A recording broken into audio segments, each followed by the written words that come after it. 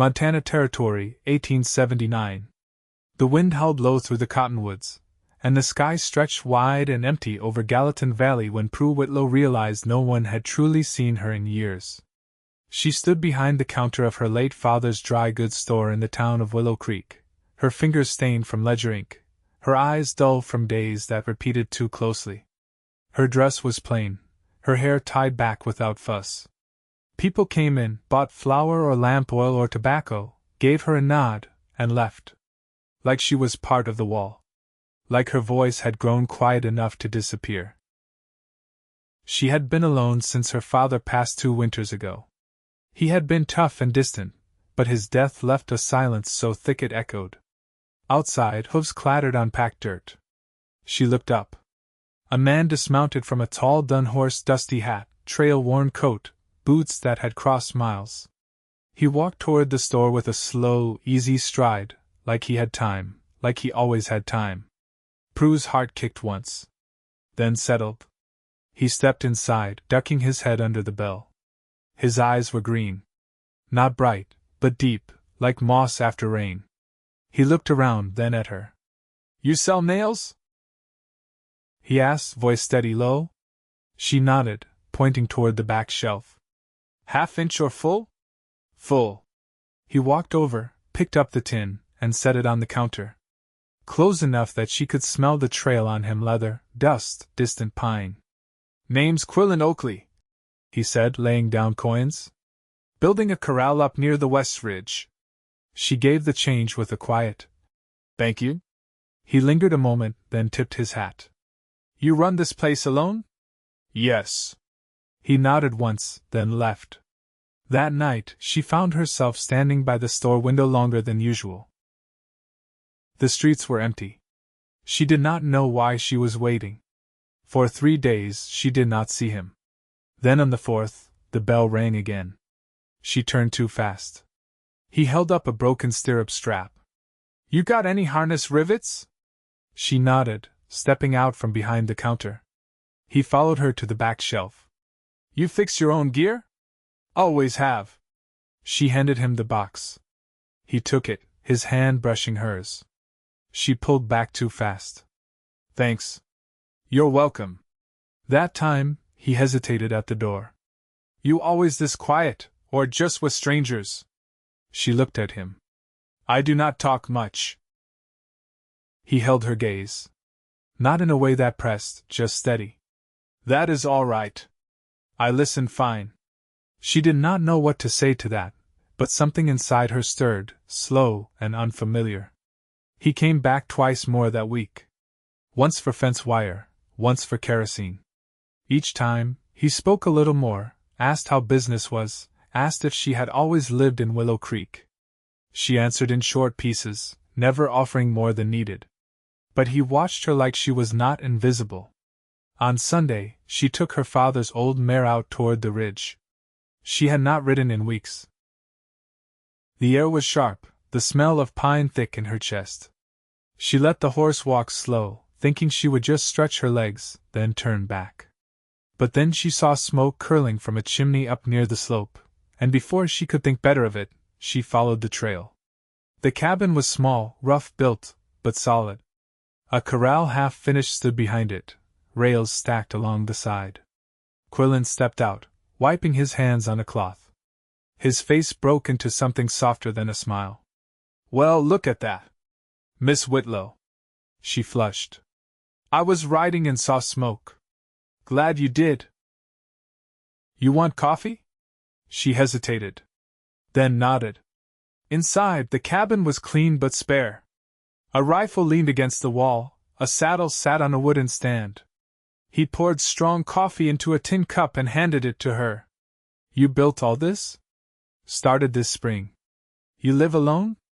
He nodded. "You?" "Yes." He looked at her then, not just at her face, but through it, like he heard the weight in one word. "That gets heavy sometimes." She looked down at her cup. "It does." They sat in silence for a minute. Then he said, "You ever think about leaving Willow Creek?" She shook her head. "Where would I go?" "Anywhere. Could be someplace new."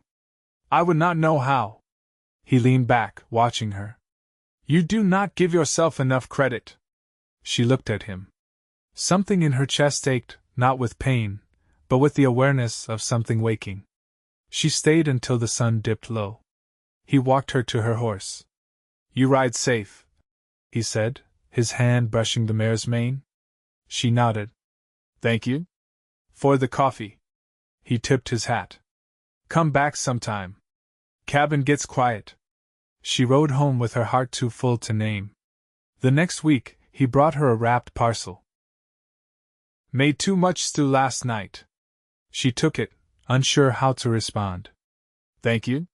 He looked at her, then said, You know, you do not have to disappear. Not with me. Her voice broke when she said, I do not think I know how to be seen. Quillan's face softened. You already are. That night, she cried for the first time in years. Not from sadness, but from the way his words settled inside her. Like light in a dark room. He came every other day after that, helping her carry crates, fixing the broken window latch, once even sweeping the back stairs without being asked. She tried to repay him, but he always waved her off. One evening, he brought her a book. You said you liked reading? She took it gently. It was worn but whole. Where did you get this? Traded a trapper for it last year. Been waiting for the right person to hand it to. Her fingers trembled on the cover. Why me? Because you look like someone who has been waiting to be handed something worth holding. She stared at him, her breath caught. He reached out, touched her cheek. Just once, and gently. You glow when you smile, you know. Like the sun coming through fog. She did not know how to answer that. So she stepped forward and pressed her hand against his chest. His heart beat steady under her palm. He held her there like she was breakable. But she was not. Not anymore. And for the first time in her life, Prue Whitlow let herself be seen. By early July, the heat held low and heavy in the valley, thick with the scent of dirt and sun-warmed wood. Prue had taken to keeping the store windows propped open, letting in the dry breeze that smelled faintly of sage and horses. The days passed with slow rhythm, stocking shelves in the morning, tallying receipts by candlelight at dusk. But there was a new thread running through it all now, quiet as a stream under snow. Quillan. He came by when he had reason, and sometimes when he didn't. Once she found him standing on the stoop before she'd unlocked the door, holding a basket of wild gooseberries. I thought you might like these sour, he said, but they hold sweet if you give them time. She took them without touching his hand, but her thumb grazed the woven handle where his had been. He noticed. I can stay and help with sorting, if you've got too much on your plate. She glanced toward the storeroom. You know anything about calico bolts? I know how to stack what I'm told to. She let him in. They worked in tandem, their hands brushing only once, when reaching for the same length of blue-checked fabric. He stepped back, letting her take it, and she caught the faintest lift of one corner of his mouth, not quite amusement, not quite fondness. Something quieter. Late that afternoon, she found him studying a faded map pinned near the back wall. You thinking of heading somewhere? She asked, folding muslin into thirds. No, he said, tracing the edge of the Gallatin River with his finger. Just wondering how folks ever knew where to settle. This land's so wide it could swallow a man whole. She didn't know what made her say it, but the words came out low and even. Sometimes it tries. He turned then, meeting her eyes like he understood more than she'd meant to share. You don't let it. I've had to learn. He nodded once. Hard learning sticks best. That evening, after he'd gone, she found one of the gooseberries left on the counter. Just one. She bit into it, expecting the sharpness, and was startled when it gave way to sweetness underneath. A week later, she closed the store early to ride out past the edge of Willow Creek. The air felt different there, emptier, but less lonely. She crested a low rise and saw Quillan in the field below, shirt sleeves rolled, hands deep in the soil as he planted fence posts. She dismounted and tied her mare to a cottonwood. He looked up as she approached. Didn't expect company. I had time, she said. Figured I might learn something. He handed her a post. You ever dig a hole with a spade this dull? No, you're about to. They worked side by side, sweat curling behind her ears, dirt under her fingernails. She didn't complain. When the sun dipped low, he poured water from a canteen into a tin cup and passed it to her first. She drank in silence. Then, why here? Why this patch of ground? He sat on a stump, watching the light stretch across the hills. There was quiet here. That's a rare thing. And the land's old enough to hold its own stories. You want to be part of them? I want to write one that doesn't end in leaving. She didn't look at him directly. You been left before? Enough to know what it does to a man's edges. She sat beside him. I know what it does to a woman's. They didn't speak after that. Not until the sun disappeared behind the ridge and the sky pinked with dust and dusk. As she rose to leave, he caught her wrist not hard, just enough to make her pause. You ever think about what else your life could hold, if it weren't just ledger books and counting sacks of flour? She didn't pull away. Sometimes. But thinking's not the same as knowing how. I could show you, he said, voice low. She looked down at his hand. It was rough, calloused, stained with earth. A hand that built things. Not just with wood. I'd have to choose it, she said. I'd never ask you not to. She stepped back, slowly, and when she mounted her mare, her chest felt tight not with fear, but possibility. The next morning, she found a folded note tucked beneath a wrapped bundle on her back stoop. The paper held only one line, written in a careful, uneven hand. For when you're ready to build something different. Inside the bundle was a wooden carving of a cabin, small but detailed, with a chimney and porch railings, and a tiny figure standing in the doorway. A woman.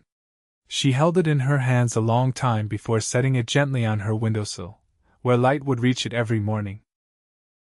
The first frost came early that year, silvering the window glass before dawn and hardening the ground beneath the cottonwoods.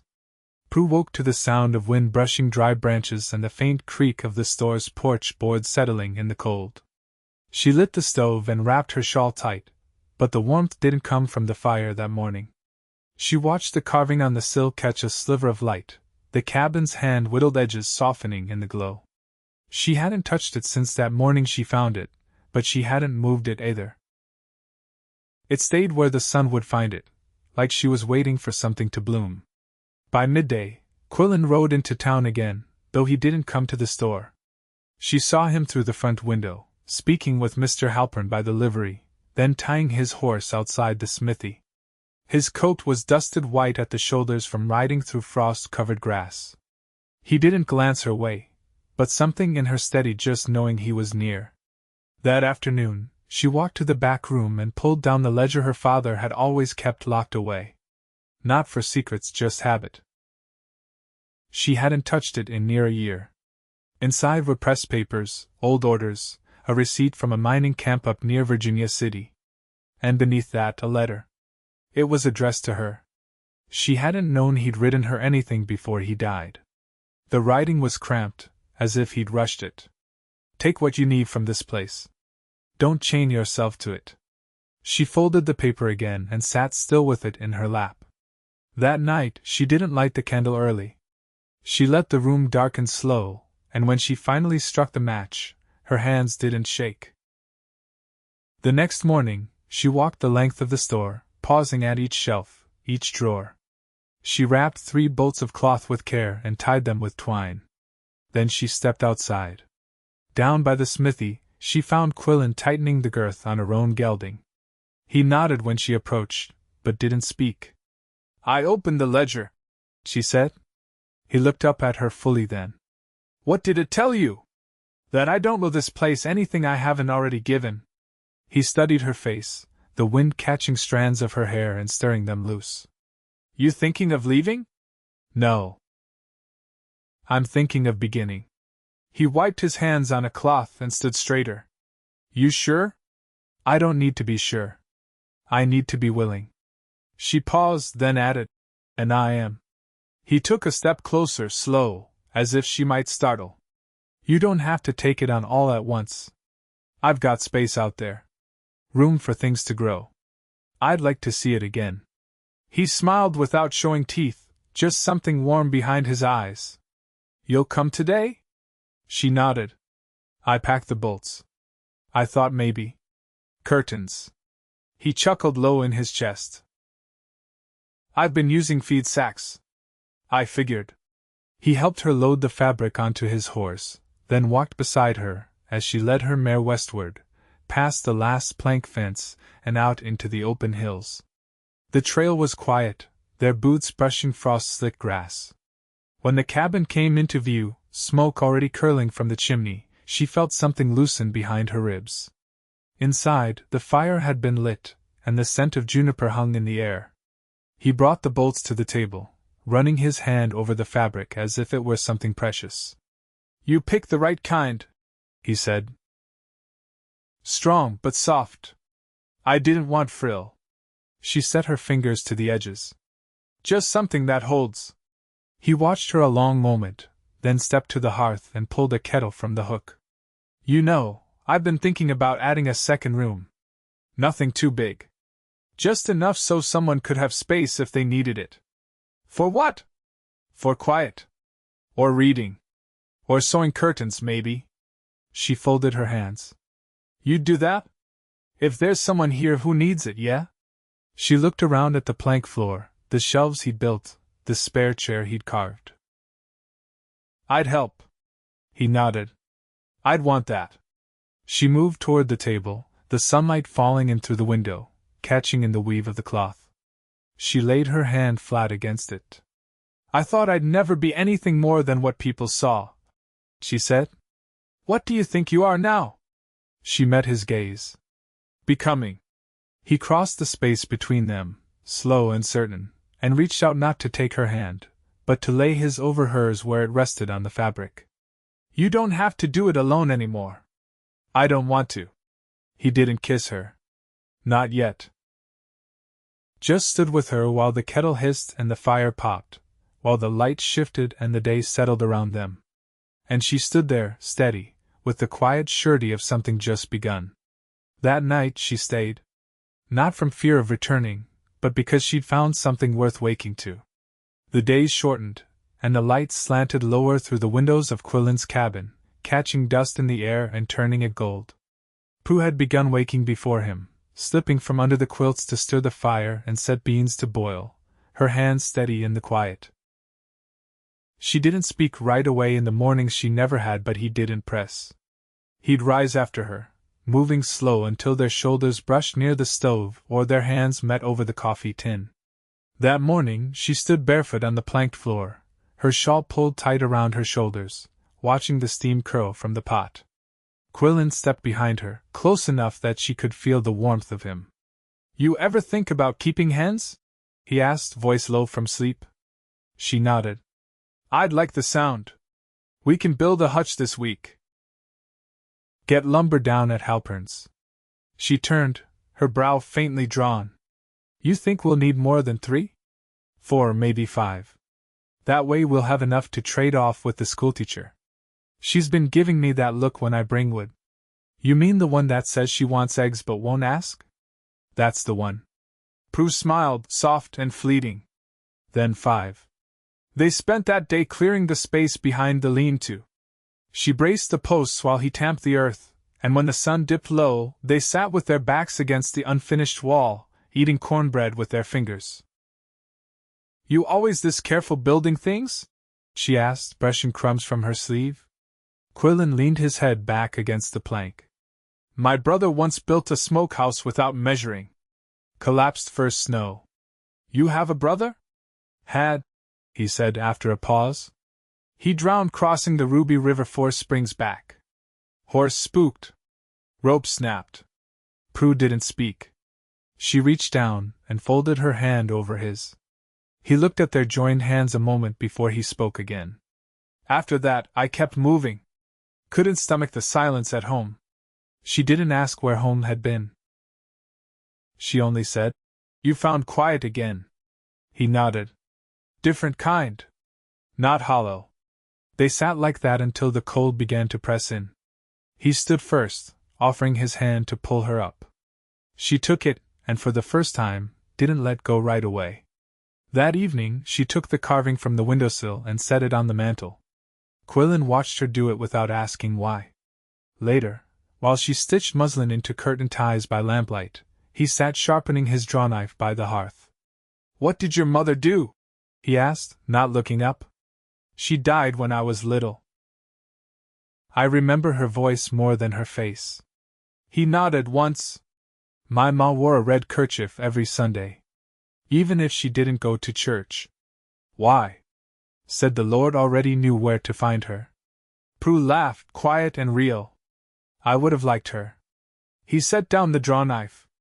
"She would have told me not to let you get away." Prue met his eyes then. "You're not." The next morning, she found a set of old seed packets tucked into her sewing basket. Turnip, parsnip, cabbage. She smiled. Not because of the seeds, but because he'd known just where to leave them. She wrapped her hands around the kettle, watching the frost melt off the window glass, and thought about where the garden would go. Thought about spring. Thought about staying. When the knock came at the door, it wasn't Quillan. A boy stood there, no more than 8, coat too thin, cheeks raw with wind. "You're Miss Whitlow?" he asked, glancing past her shoulder. "I am." He held out a folded note. "From Reverend Case. He says you're good with folks who don't talk much." She took the paper, heart tight. "Who's in trouble?" "My sister. She don't say nothing no more."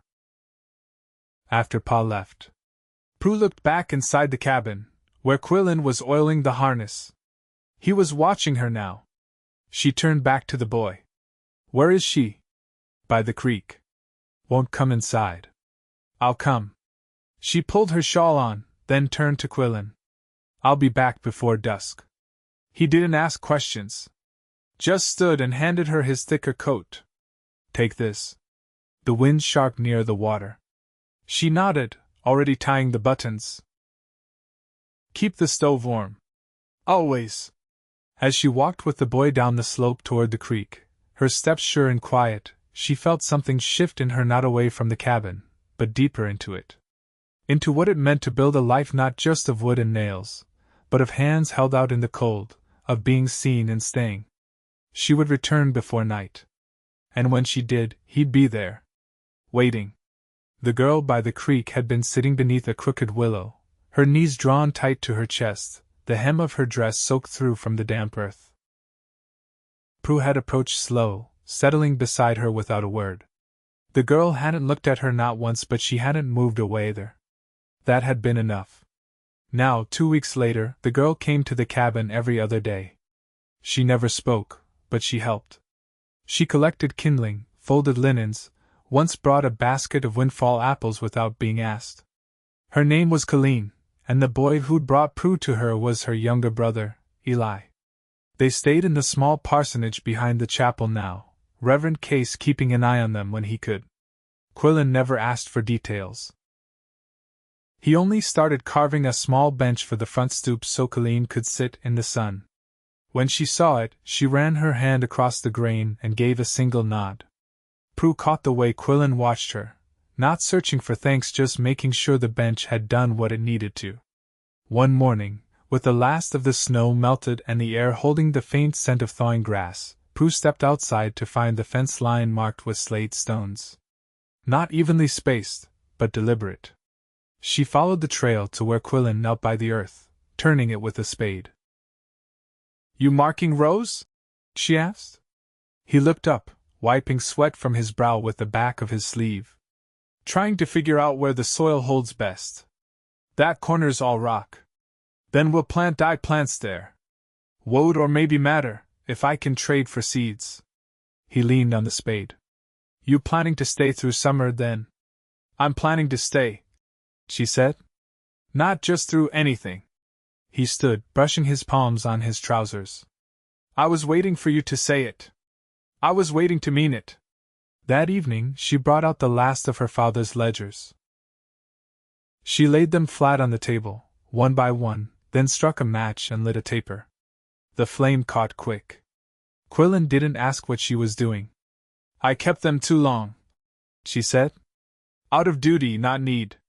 When the last page curled to ash, he handed her a damp cloth to wipe the soot from her fingertips. I want to make something new, she said. You already are. By late spring, the hens had taken to the hutch, and Colleen had begun speaking. Only to Prue at first, soft and unsure, but words nonetheless. The girl's voice had a rasp to it, like wind through pine needles. One day, she asked if she could plant something of her own. Of course, Prue said. Colleen chose a patch near the porch and pushed sweet pea seeds into the soil with careful fingers. Quillan watched from the threshold. You're good with her. She reminds me of something I forgot. What's that? That I still know how to soften. He stepped closer, his hand brushing hers. You've never been anything else to me. That night, as the fire burned low and the lamplight flickered against the walls, Prue laid the last curtain tie aside and turned toward him. He was sitting with one leg stretched out, his back against the hearthstones, eyes half closed in the warmth. I want to be your wife, she said. His eyes opened slow. You sure? I've never been more. He stood, walked to her, and took both her hands in his. Then let's not wait. They were married beneath the cottonwoods 2 days later, just as the first buds tipped the branches pale green. Reverend Case performed the ceremony with quiet steadiness, Eli holding the basket of rings made from braided horsehair, and Colleen standing close beside Prue, her hand clasped tight around hers.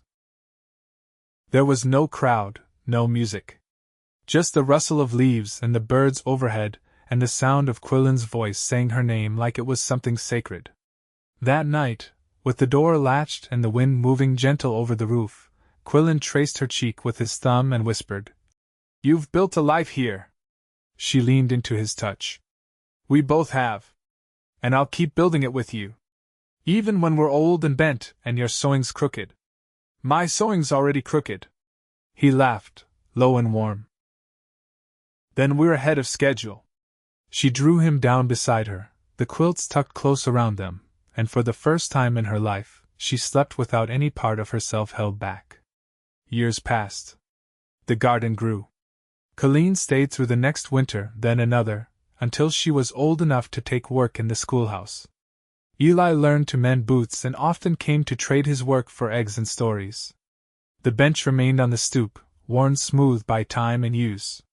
Prue stitched a new quilt every spring. Quillan carved frames and furniture, his hands never idle. They kept chickens, then goats, then a swayback mule that refused to die. On warm evenings, they sat on the porch together, her hand in his, the land stretching wild and wide before them. He never stopped watching her like she was the first thing he'd ever seen worth staying for. And she never stopped choosing him, not once, not halfway. They lived long. And they lived well. Together.